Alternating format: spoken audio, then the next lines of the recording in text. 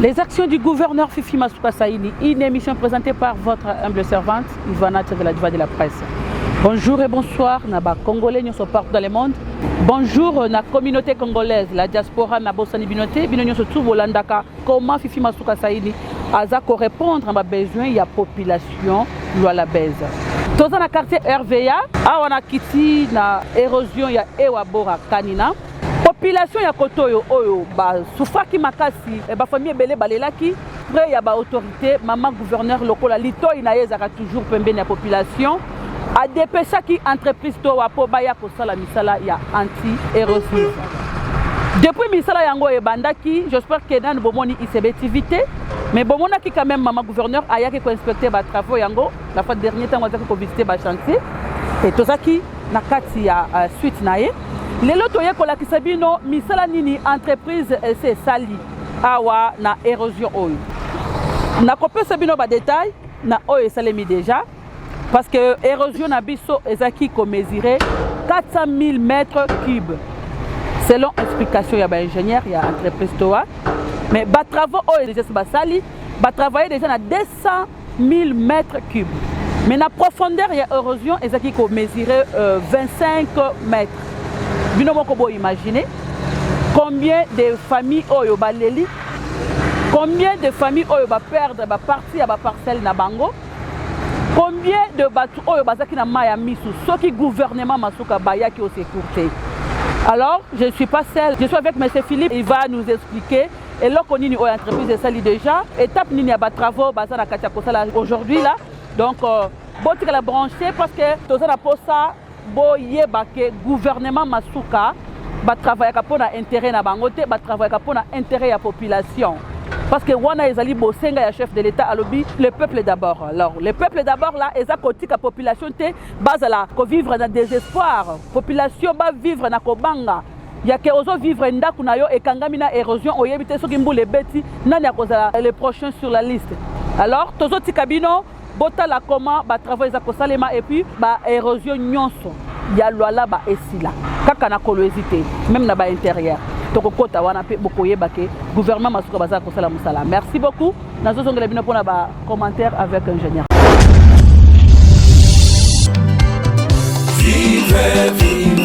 Vive Fifi Masuka, les bons choix de Lualande.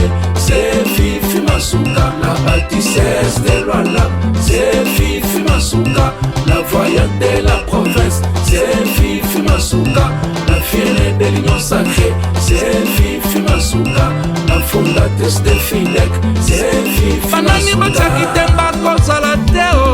Fifi Banani balobaki lobaki akoko kateo Masuka biso bana lwala batolingi yo mama Saini biso tosepeli na Fifi Masuka Saini vive oh vive Fifi Masuka. Elle marche selon la vision des fois Tibetan. C'est une femme battante des lignes sacrées avec Fifi Masuka. Bientôt Luala à Paris. Voilà, nous sommes décidés de vous accompagner. Confusion Fifi na biso moko mwana ya Nzambe elle est de Dieu. ata balobi lobi pamba biso se na yo kola batolobaki okosala sans problème Mama toyebi confiance mokonzi ya mboka apesa yo béton. shwa bana lwalaba Fifi Masuka Saini mama Vive Fifi Masuka, les bons choix de Lualande. C'est Fifi Masuka, la bâtissesse de Lualande. C'est Fifi Masuka, la voyante de la province. C'est Fifi Masuka, la fierté de l'union sacrée. C'est Fifi Masuka, la fondatrice de FIDEC. Ce contrat de lutte anti-érosive qui a été signé avec l'autorité provinciale, en fait c'est le deuxième contrat que nous avons pour la lutte contre l'érosion.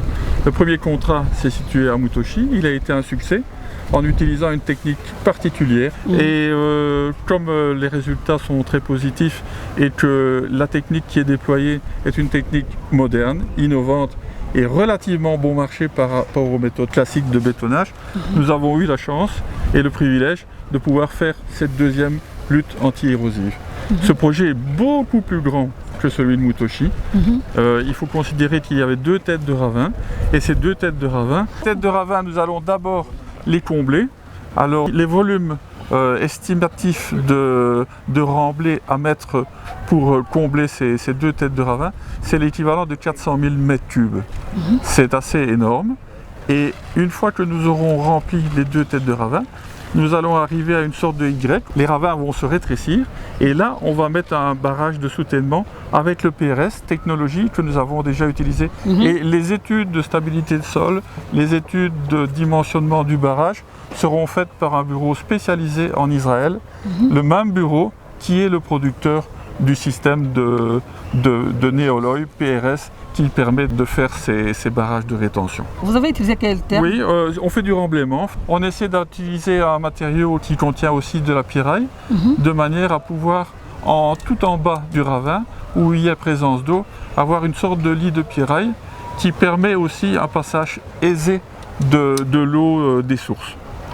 Donc ça évitera dans le futur certains glissements de terrain et de toute façon, l'ensemble va être contenu par notre système israélien de PRS.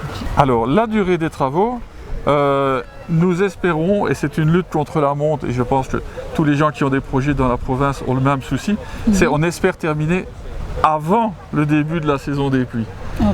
De manière à ce que toutes les habitations que vous voyez là, qui sont pour l'instant dans une zone extrêmement risquée, à la prochaine saison des pluies, si on ne fait rien, les maisons vont disparaître. Voilà. Donc nous, on se bat vraiment contre le temps, de manière à pouvoir atteindre le bout du ravin et ainsi stabiliser la situation. Par rapport à la situation au Tozalango, Izalaki Liboso, Nandenge au Tosali déjà, plus de 50% déjà au Tosali.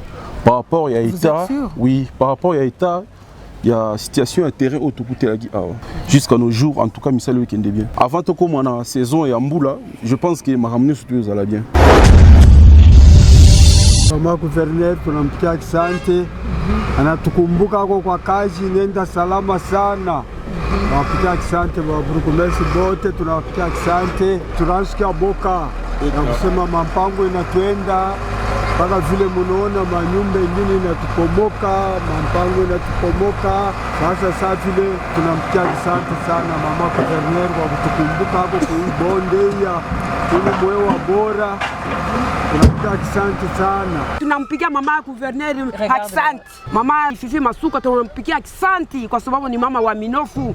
Tunamshukuru sana. Mimi nilikuwa pale hii mpango wangu, mimi nilikuwa mama kwa mashamba. Sikwanje kulala bushingishi wakati ile mvula ilianza kunyesha. Kulala bushingishi mama hapana. Pakona hapa tulikuwa na deshambre hapa palikuwa balokateri mama. Nyumba yote inaingia. Sikwanje kulala mama. Sikwanje kulala sasa hivi. Mimi nashukuru, mimi napika asante sana, mimi nimfurahia na mwe Mungu natumika hii kazi kwa sababu unetusaidia. Mungu emubariki sana. Mama Fifi Masuka mimi namuremercie sana, tulikuwa na tupromettre kasema mtaona vizuri mais tunaona mpaka mambo ya bien vers la kaka. Kazi inaendelea mzuri sana. Mimi nampikia asante sana. Ya mama Fifi Masuka inatufanyia kazi. Merci Nabino Sotubo pesa kibiso confiance pour nakolanda émission oyo les actions du gouverneur. Lelo nde na yebise kibino ke tokolakisa bino ba chantier ya sika onano bomonité. Bino moko bomoni déjà ba travaux ndenge zo salima awa na érosion ya ewabora kanina. Boyoki ba commentaire ya ba ingénieur ya entreprise towa, boyoki ndenge population bazaki déjà désespéré, ba perdre bandaku, bazaki na besoin ya soutien ya gouvernement et gouvernement provincial bayaki au secours. Nde bozo mona vraiment ministère des Salema. Ingénieur bayebi sibiso ke basa déjà 50% ya travaux. Mais érosion oyo e bandika ka lobi awate ezana érosion so c'est cela qui 3 ans. Soki bo moni kuna na se e bandaki muke. Tanto loba ke différence ezali tangu mama aza ko batela ndako na tangu papa aza ko batela ndako. Eza polémique te boyebi ke Ivana Chanda lobaka. Alors nazo pesa bino kaka conseil bino bayebo ko loba ba bêtise na réseau. Ceux qui te garder silence, ils ont tous zangi makamba kolobate. Botala kaka keno bo échouaki et moi si azo salabino correction et puis avec bic rouge. Bon comprendre. Souci à population ezakanine. Ba vendre na ba place à malam. Ba tambra na banzela malam. Ba lia malam. Ata ceux qui osent biloko ko li ebele mais ceux qui osent nzela ya malonga te. Au vandi ba entouré par érosion ya boyo, au côté satisfait. Mais tel est le souci à gouvernement Fifi Masuka Saïli. Et ça y a qu'on penser la population au bazaki ko souffrir. Érosion au bandi Fifi Masuka na remarqué en tête ya province té. Mais si ma belle au ezala qui atena balabala malamu té ba dirigeant bazaki na province. Au bazaki ko zo mis sur la province parce que ndeko sana ko ambiance na bango. Silence, c'est moi qui parle. Mutokolo baza té parce que ngana zo yebisa bino. Attends, comment on va aller Bolondia, nazo répondre à Yoboye. Fifi Masuka za camarade noté. Tala misra Fifi Masuka za ko sala. Tala siko province yo vandi, o ngana yo to vandi. Population baza baka ya boye nazo kipe bango. Population baza ba érosion ya boye na province o ngana yo to vandi. Nana zo ko kipe bango. Est-ce que aller Bolondia osana courage ya ko telema na TV ndengo tanga komba Fifi Masuka. Otanga pe kombo ya gouverneur ya province yo vandi.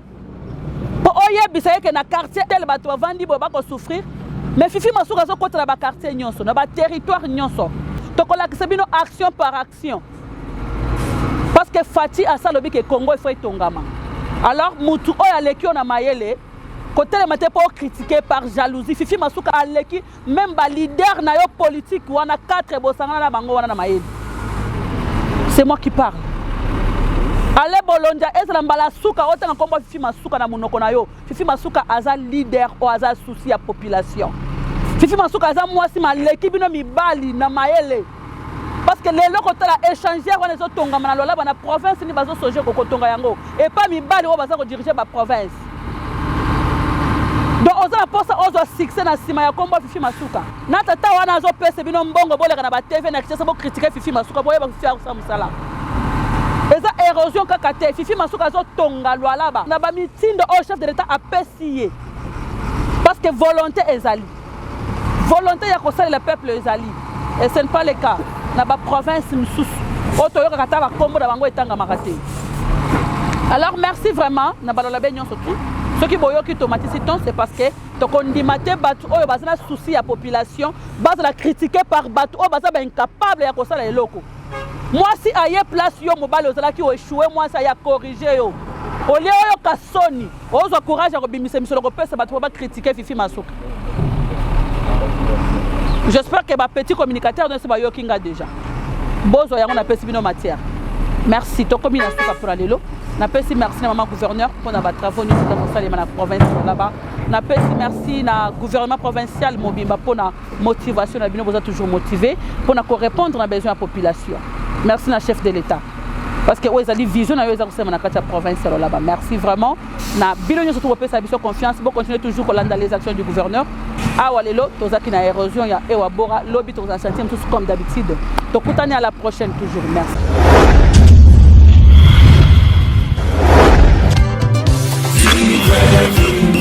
Vive Fifi Masuka, le bon choix de Lwalande. C'est Fifi Masuka, la bâtissesse de Lwalande. C'est Fifi Masuka, la voyante de la province. C'est Fifi Masuka, la fierté de l'union sacrée. C'est Fifi Masuka, la fondatrice des